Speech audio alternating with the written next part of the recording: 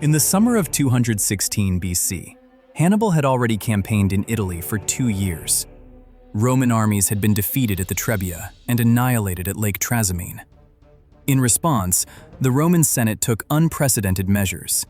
They raised 8 legions, reinforced by allied contingents, nearly 86,000 men.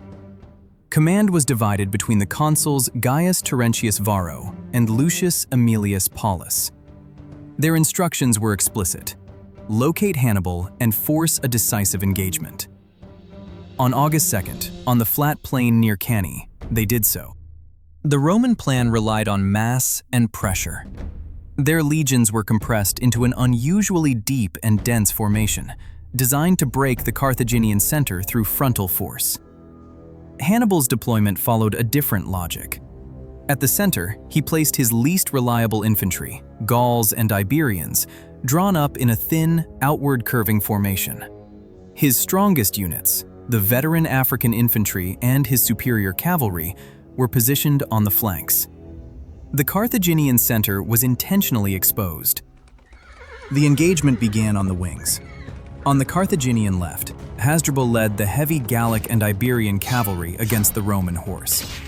The Roman cavalry was rapidly overwhelmed and driven from the field. On the opposite flank, Numidian light cavalry engaged the allied Italian horse. Rather than seeking immediate victory, they disrupted and fixed the enemy in place. Within a short time, one Roman flank had been completely eliminated, while the other was fully engaged and unable to disengage. With the cavalry fight underway, the Roman infantry advanced. Their dense formation drove directly into the Carthaginian center. As planned, the Gallic and Iberian infantry resisted, then began a controlled withdrawal. To the Roman commanders, this appeared to confirm their strategy.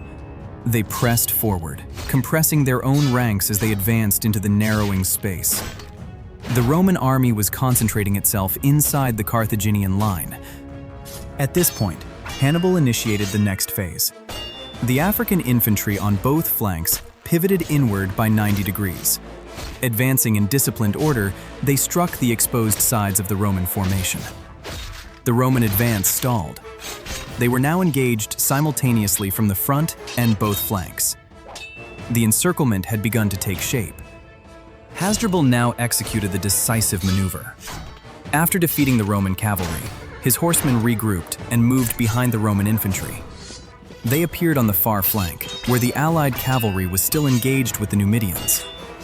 Attacked from both front and rear, the allied horse collapsed.